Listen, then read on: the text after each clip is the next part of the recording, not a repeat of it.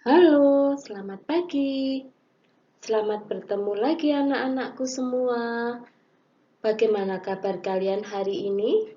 Anak-anak tetap selalu menjaga kesehatan ya. Anak-anak selalu semangat dan selalu rajin belajar. Anak-anakku, pada hari ini, hari Selasa tanggal 7 September tahun 2021. Kita akan belajar SBDP. Tema 2, menyayangi tumbuhan dan hewan. Subtema 3, menyayangi tumbuhan. Anak-anak, kita belajar SBDP KD 3.1, memahami unsur-unsur rupa dalam karya dekoratif. Pesan Bu Wiwi, jangan lupa sebelum belajar, anak-anak berdoa terlebih dahulu ya. Wiwi beri kesempatan anak-anak untuk berdoa dulu. Silakan berdoa dimulai.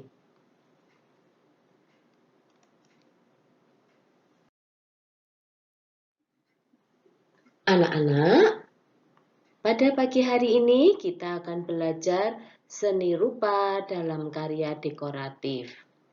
1. Garis. Garis adalah unsur dasar yang menimbulkan kesan simbolis terhadap orang yang melihatnya. Beberapa garis yang digabungkan menjadi satu akan menghasilkan sebuah bidang datar. Contoh penggabungan garis yang menjadi bidang datar yaitu persegi, belah ketupat, segitiga, persegi panjang, lingkaran. Seni rupa adalah hasil ekspresi manusia yang nyata dan digunakan sebagai sarana komunikasi perasaan antar manusia. Seni rupa memiliki dua unsur yang penting, yaitu garis dan warna. Nah, ini Bu tunjukkan gambar persegi. Persegi merupakan gabungan dari 4 garis berukuran sama. Nah, ini yang kedua yaitu belah ketupat, merupakan gabungan dari 4 garis. Yang ketiga yaitu persegi panjang, merupakan gabungan dari 4 garis yaitu 2 garis panjang dan 2 garis pendek. Yang keempat adalah lingkaran. Lingkaran merupakan pertemuan pangkal dan ujung garis lengkung yang membentuk sudut 360 derajat. Yang kelima yaitu segitiga, merupakan gabungan dari 3 garis.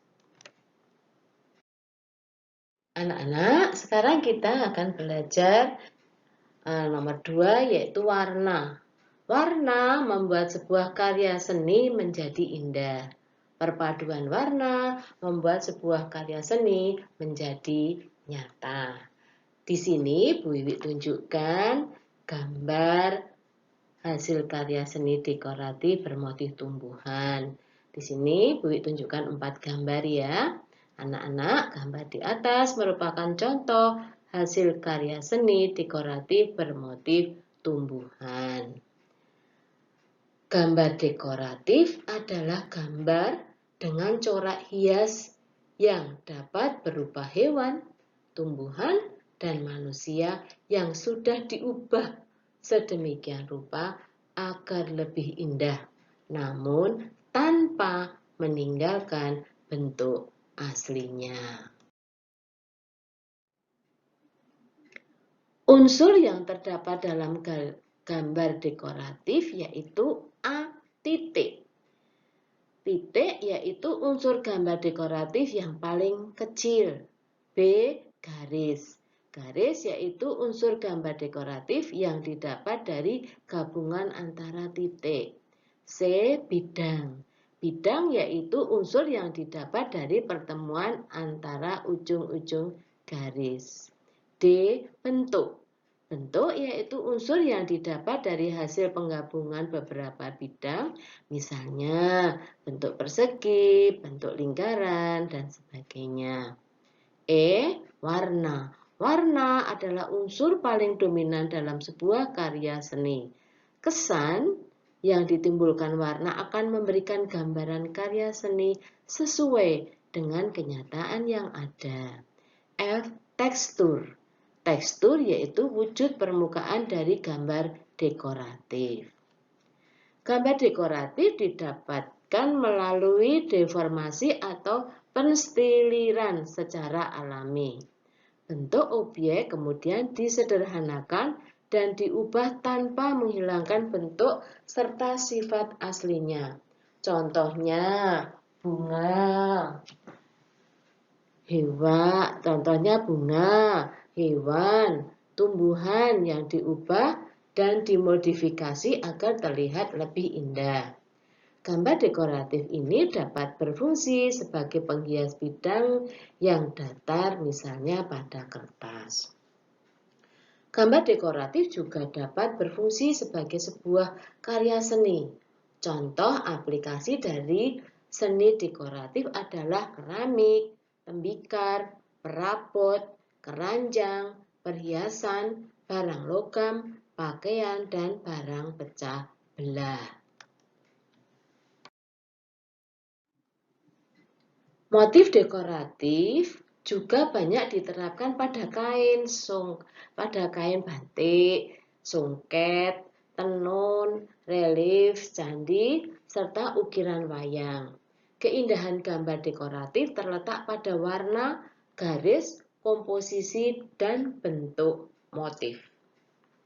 Sekarang kita akan belajar ciri-ciri seni dekoratif, yaitu A. Memiliki sifat kegarisan atau berbentuk garis-garis. B.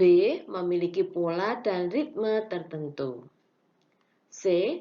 Memiliki warna yang merata dan terlihat sempurna yang bertujuan untuk menggugah orang yang melihat. D. Memiliki tujuan untuk mempercantik, menghias, serta memperindah suatu objek. Sekarang kita akan belajar langkah-langkah untuk menggambar dekoratif. A. Menentukan bidang yang akan digambar. B. Memilih motif hias yang akan digunakan. C. Menggambar motif hias pada bidang yang ditentukan. D. Menyelesaikan pewarnaan dan bagian lainnya. Nah, anak-anak, sekarang kita akan belajar SPDP tema 2 subtema 4, yaitu menyayangi hewan. Kita akan belajar teknik potong, sambung, dan konstruksi. KD 3.4 memahami teknik potong, lipat, dan sambung.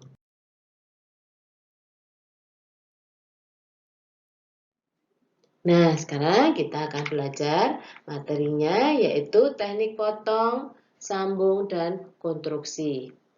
Teknik potong adalah teknik dengan cara memotong atau memisahkan bahan menjadi dua bagian atau lebih dalam membentuk benda kerajinan. Teknik sambung adalah teknik dengan cara menyatukan atau menggabungkan bahan dari dua bagian atau lebih menjadi satu dalam membentuk benda kerajinan. Teknik konstruksi adalah teknik dengan cara mencetak atau menyusun atau membentuk bahan sesuai model atau produk kerajinan yang akan dibuat. Kita akan belajar peralatan yang digunakan untuk membuat kerajinan. A. Teknik potong itu alatnya yaitu pakai cutter, gunting, pisau, gergaji. Teknik sambung itu alatnya jarum, mesin jahit, pistol lem, staples, palu, alat las, solder, dan obeng. Kalau yang C yaitu teknik konstruksi, yaitu alatnya yaitu cetakan, dipula, atau mold.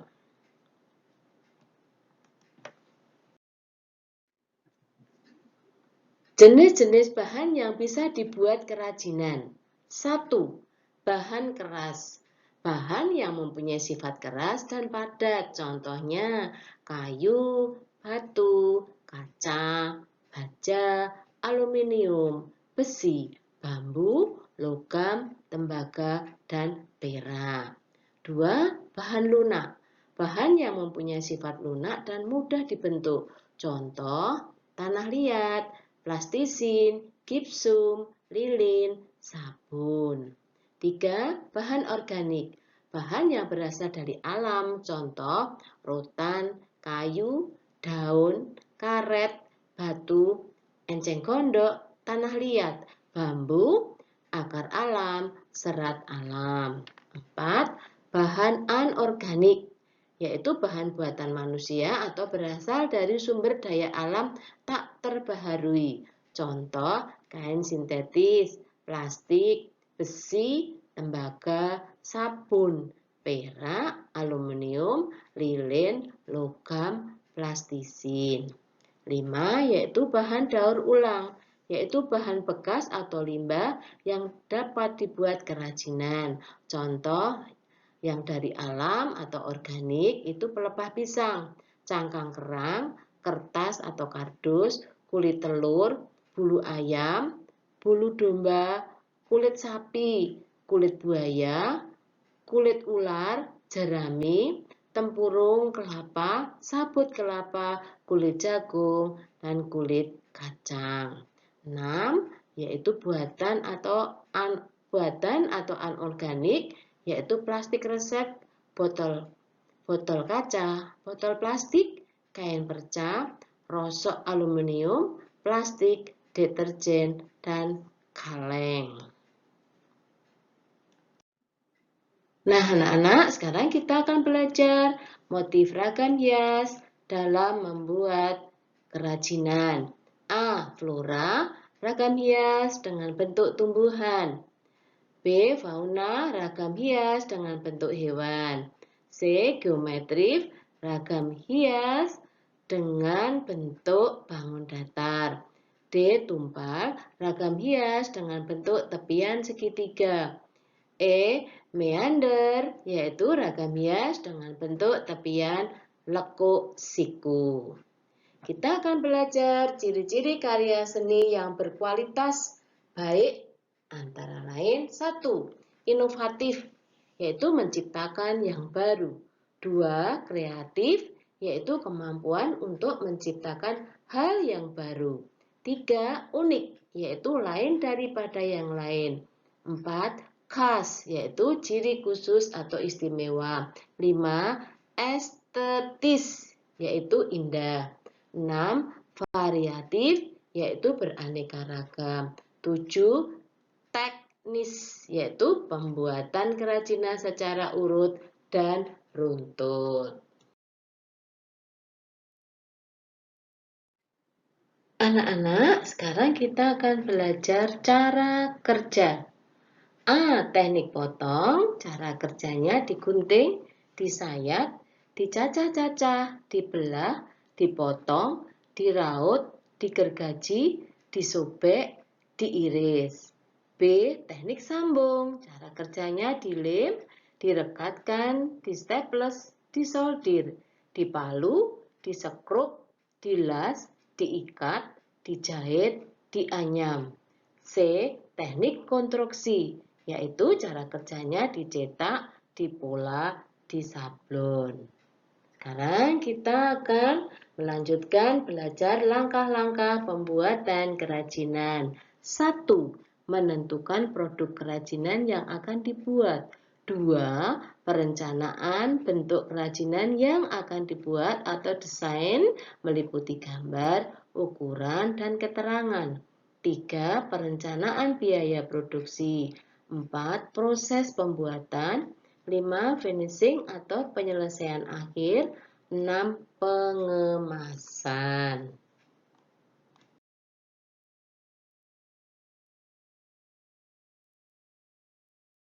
Anak-anak, selamat belajar ya. Selalu jaga kesehatan, tetap semangat. Tuhan memberkati kita semua. Anak-anak, jangan lupa mengerjakan post-test di GC. Demikian pembelajaran SPDP tema 2, subtema 3 dan 4 pada pagi hari ini. Anak-anak selamat melaksanakan PTS ya. Jangan lupa berdoa dan anak-anak mengerjakannya dengan teliti. Sampai jumpa, Tuhan berkati kita semua.